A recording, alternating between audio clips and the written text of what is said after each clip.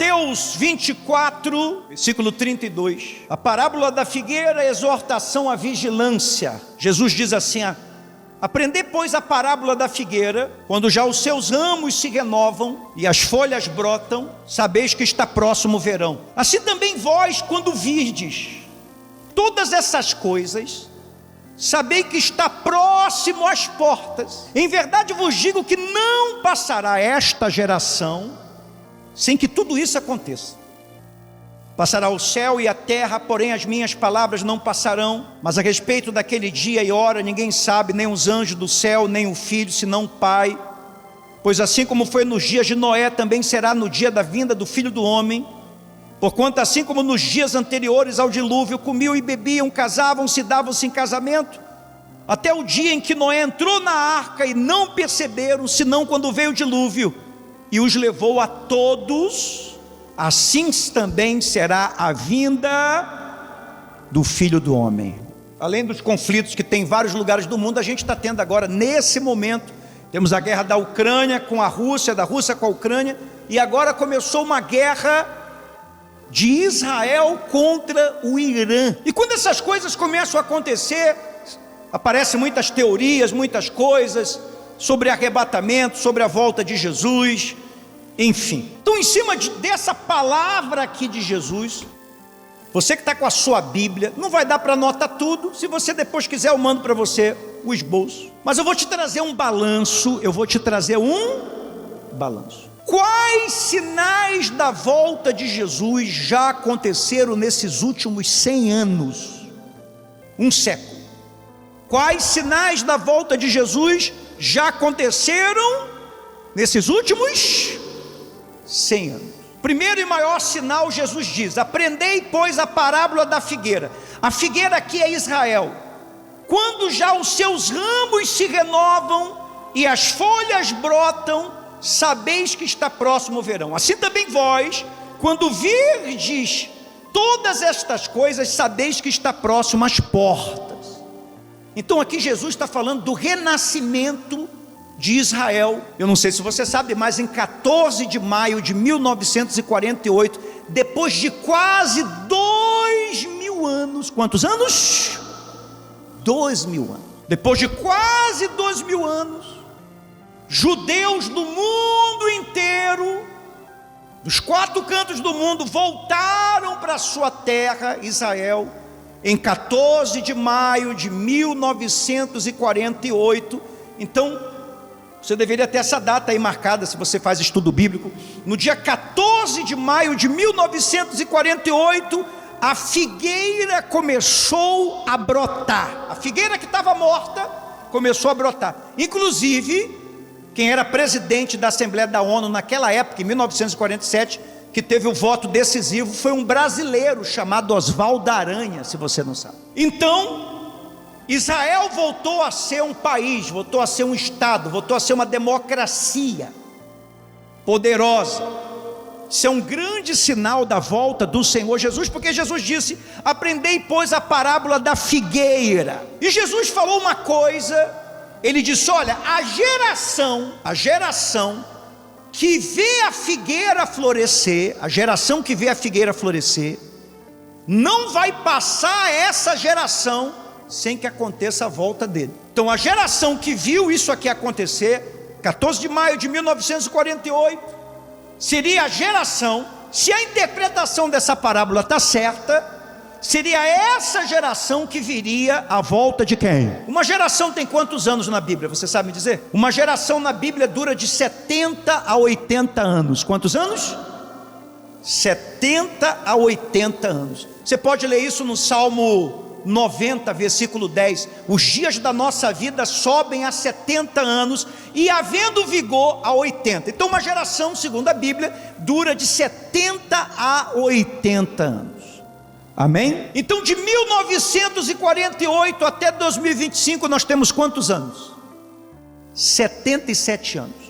Se a interpretação dessa parábola está certa, então muita coisa começa a acontecer esse ano, mais coisas ainda começam a acontecer ano que vem, e no outro ano, até completar mais ou menos 80 anos. Jesus disse, Mateus 24, 34, em verdade vos digo que não passará esta geração sem que todas estas coisas aconteçam. Então isso aí já aconteceu. Qual é outro sinal poderoso dos últimos 100 anos que nós temos da volta de Jesus, que você pode dizer assim, esse é um sinal de que Jesus está voltando? Mateus 24, 14, e este evangelho do reino será pregado em todo o mundo, em testemunho a todas as nações, e então virá o fim. Amém? Olha aqui para mim. Com o avanço da tecnologia, nunca o evangelho foi pregado como está sendo pregado hoje. Até mesmo em países onde o evangelho, a Bíblia é proibida. Então antigamente o evangelho era pregado de casa em casa, era pregado de praça em praça. Hoje o evangelho está sendo pregado de tela em tela. Então, por exemplo, nós estamos aqui, mas no momento que eu estou pregando aqui, o meu culto está sendo transmitido por tudo quanto é canto do Brasil e do mundo, via YouTube, Instagram, Facebook, TikTok. Então essa palavra da volta de Jesus, esse evangelho está chegando em todos os lugares do mundo. Ninguém hoje pode dizer que não pode ouvir a palavra de Deus. Por exemplo, uma pessoa que a rua dela alagou, não deu para ela vir na igreja, mas ela quer ouvir essa pregação. Alguns anos atrás ela não poderia ouvir a pregação. Ela só poderia ouvir a pregação quando ela viesse aonde? Na igreja, ou se tivesse um culto na casa dela, ou se alguém fosse lá. Hoje ela diz assim, poxa, minha rua está alagada, não deu para me vir na igreja. O que é que ela faz? Ela entra na tela, seja do celular, seja da televisão dela, e ela assiste o culto. Então, qual é um outro sinal que você pode dizer, realmente a gente está cada vez mais perto da volta de quem? O evangelho. Hoje nós estamos pregando o evangelho sem fronteiras. Depois do culto eu vou ali ver, tem gente que fala assim, bispo, eu vi a pregação aqui de Moçambique, eu vi aqui de Lisboa, eu vi países que eu nem conheço, brasileiro que mora na Rússia, em tudo quanto é canto. Qual é o primeiro sinal? O primeiro sinal foi a volta de Israel, existindo como país, como nação. Segundo sinal, diga assim comigo, a pregação global do evangelho. Por exemplo, na época que Jesus falou isso, era possível o evangelho chegar no mundo todo? Então coisas que na época de Jesus eram impossíveis, coisas que há 500 anos atrás eram impossíveis, coisas que há 300, há 100, muita coisa. Você sabe que nunca mais vai haver uma geração como a nossa, né? Depois que nós morrermos, se a gente morrer antes da vinda de Jesus, todos nós que estamos aqui, nunca mais vai haver uma geração como a nossa. A gente tem aqui pessoas mais idosas ali como a avó, nós temos pessoas aqui de meia idade, nós temos pessoas aqui jovens ainda, mas a nossa geração é única. Por quê? Porque a nossa geração é a geração analógica, que pegou ainda a época analógica, e a nossa geração é a geração tecnológica também. Por exemplo, que quem já escreveu carta aqui ou já recebeu carta? Levanta a mão assim. Você já escreveu carta, recebeu carta? Eu escrevi a carta e recebi a carta. Hoje nós usamos, alguém manda carta para alguém? Hoje a gente já acha e-mail ultrapassado. Quando a gente quer falar com uma pessoa, o que a gente faz? Manda uma mensagem no WhatsApp para ela. Então nunca mais vai haver uma geração como a nossa. Você é tão antigo quanto os seus avós, nós somos tão antigos quanto os nossos avós, mas você é tão moderno quanto o seu filho. Você já parou para pensar isso? Ou o seu neto? Então você chega numa casa, não é só o adolescente que está com o celular. Pai, mãe, avô, todo mundo tem suas redes sociais. Mas a gente é de uma época, por exemplo, eu sou de uma época que para você conseguir emprego, você tinha que ter curso de tem até hoje meu diploma de datilografia. E se eu falar para vocês uma coisa, ninguém acredita. A minha professora de datilografia, ela sofreu um acidente, ela tinha só um braço. Nunca vi uma mulher tão rápida como aquela mulher para dar aula de datilografia. Você vê, hoje datilografia é uma coisa que ninguém, é ultrapassado. Perdeu, não existe mais. Eu ainda fiz curso de Windows, de Word, vocês fizeram isso quando vocês eram jovens? Então nunca mais vai haver uma geração como a nossa.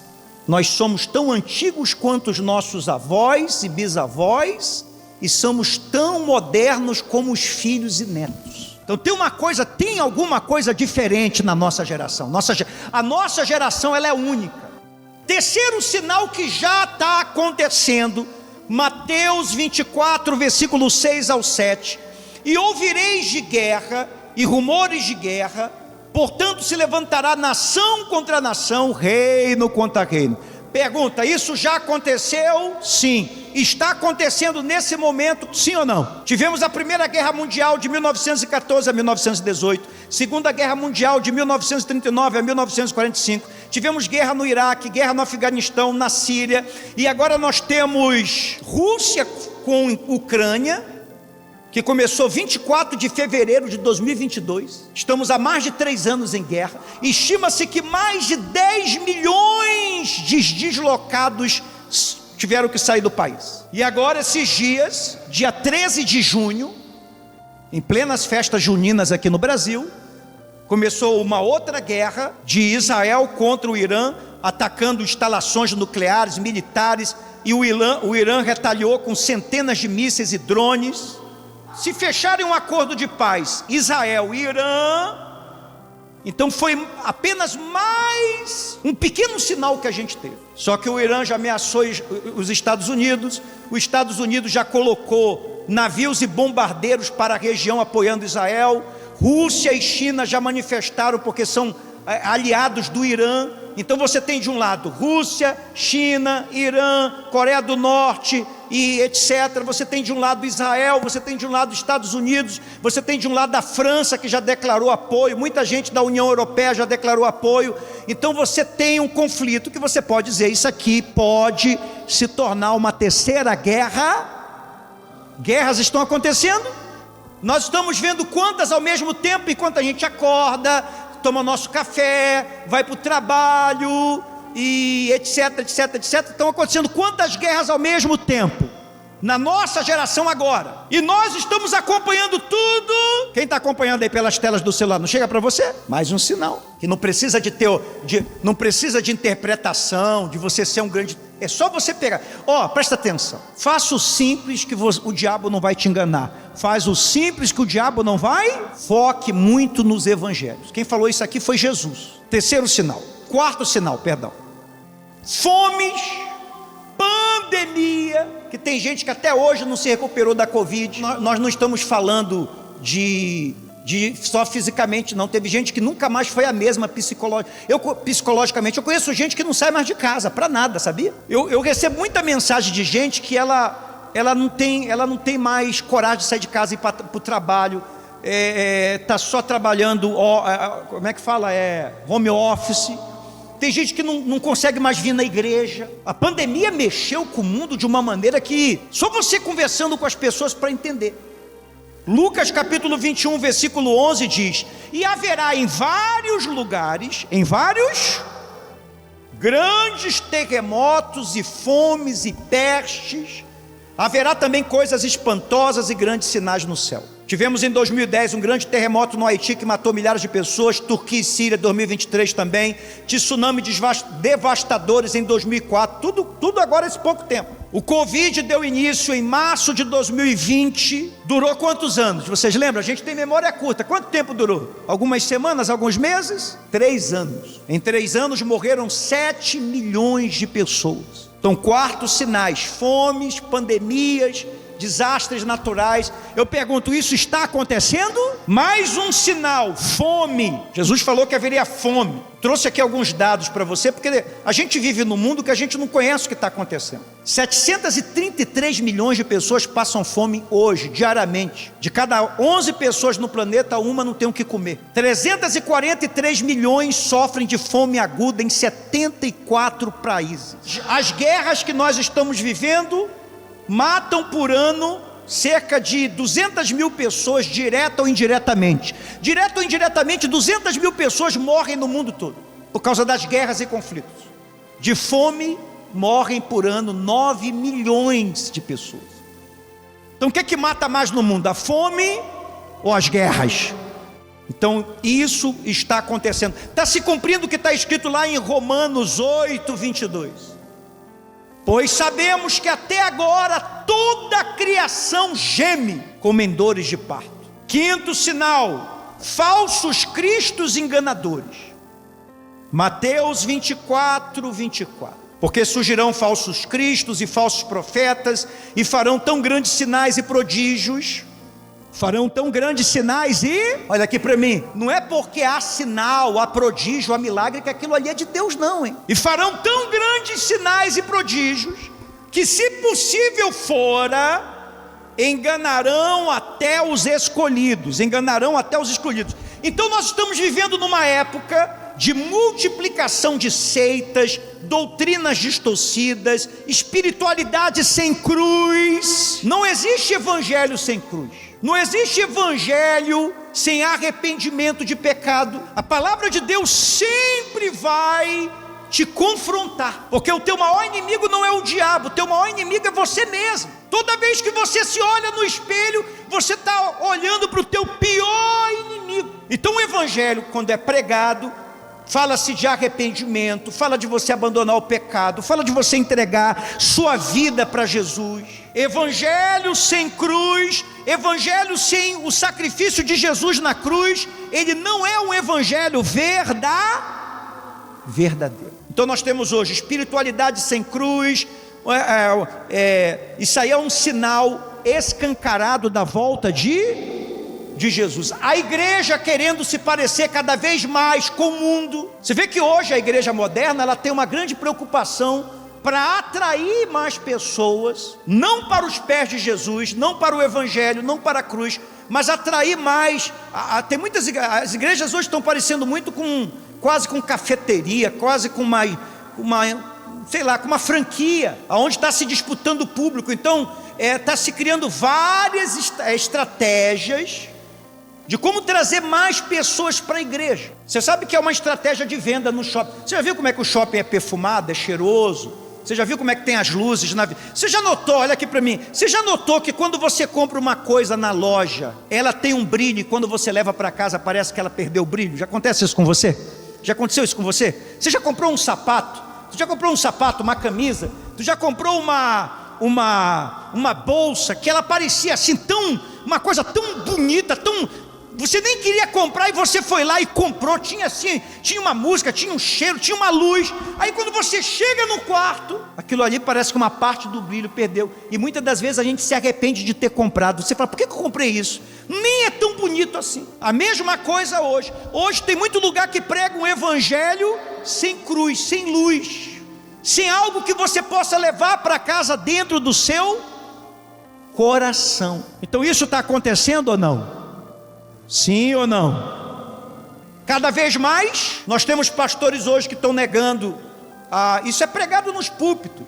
Nem toda a Bíblia é verdadeira, que a Bíblia tem que ser revisada, atualizada e etc.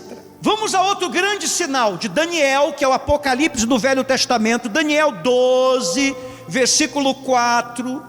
Muitos correrão de uma parte para outra. Muitos correrão de uma parte e o conhecimento se multiplicará. E o conhecimento? Você sabia que a cada 12 meses, olha aqui para mim, a cada 12, o conhecimento se dobra e os avanços tecnológicos estão fora do controle. Se você é uma pessoa que sai da universidade hoje, médico, advogado, qualquer profissão, depois de um ano, se você não se atualizar, você já está desatualizado, porque a cada ano o conhecimento ele dobra. Então um dos sinais é o conhecimento, crescimento da tecnologia, da medicina. Tem alguém aqui que sofre com diabetes? Em menos de 10 anos a senhora nunca mais vai ter problema com diabetes.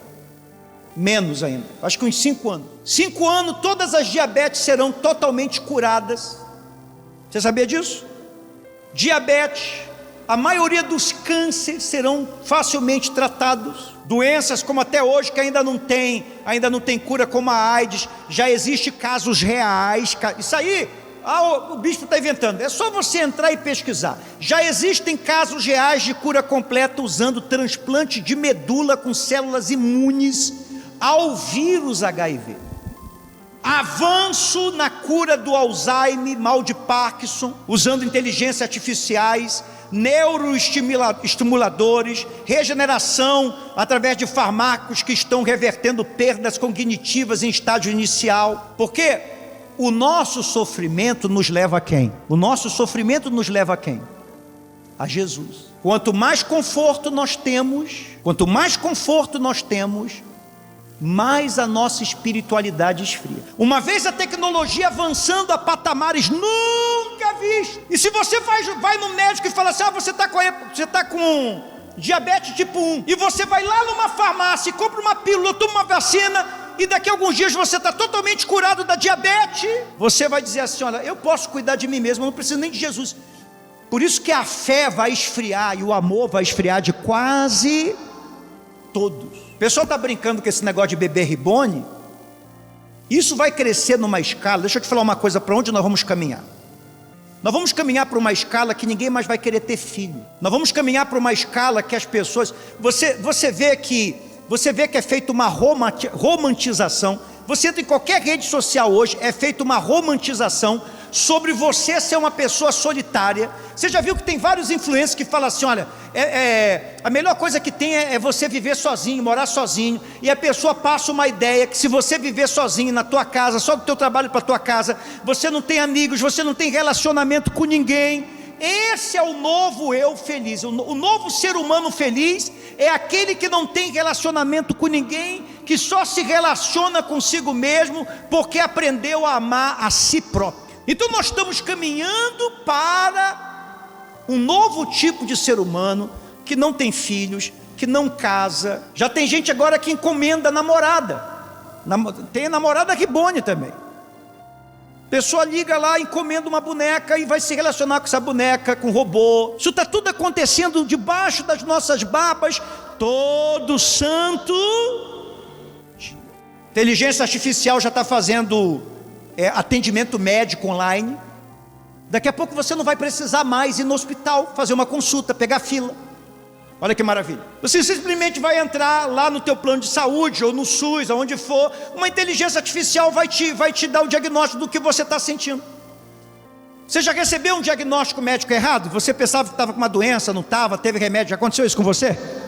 Acontece com muita gente, não acontece com muita gente?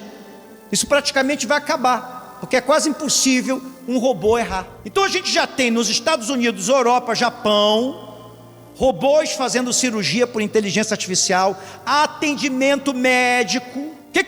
Qual é a proporção para daqui a 10 anos? É muita coisa ou pouca coisa? 10 anos passa rápido demais. Daqui a 10 anos não vai precisar-se praticamente de médico. Milhares de médicos, recepcionistas, técnicos de enfermagem poderão ser substituídos, automatizados. Eu estava lendo hoje que a Amazon deu uma declaração que ela vai demitir a maior parte dos funcionários dela e não vai contratar mais gente, porque tudo agora vai ser feito por inteligência artificial. Até 2035 se estima que até 1 bilhão de pessoas no mundo vão perder seus empregos para a inteligência artificial. Quem trabalha com vendas, atendimento ao cliente, transporte, motorista de ônibus, de caminhão, de Uber, de táxi, medicina, consultas e diagnóstico, advocacia, análise de contratos, ensinos, professores também. Sabe o que eu achei interessante esses dias? Tem uma personagem que foi criada por um rapaz chamado, não sei se vocês já viram na internet, uma mulher chamada Marisa Mayer. Essa Marisa Mayer, ela é uma apresentadora de programa, só que ela não é uma apresentadora real. Ela é uma inteligência artificial criada e ela está fazendo sucesso no Brasil e no mundo todo. Essa inteligência artificial fechou um contrato de publicidade com a Magalu. A Magalu preferiu contratar ela, uma apresentadora que não existe, do que contratar um ser humano. E ficou muito satisfeito com o resultado. Então, isso está atingindo todo o mercado, pouco a pouco. A coisa está saindo fora do controle. Você consegue viver sem o teu celular hoje? Seja sincero. Alguém, aí você que está me assistindo, consegue viver sem? Qual é a tua dependência do teu celular? Você não faz tudo hoje pelo celular? Outro dia eu saí para cortar o cabelo, falei assim, me esqueci da minha carteira.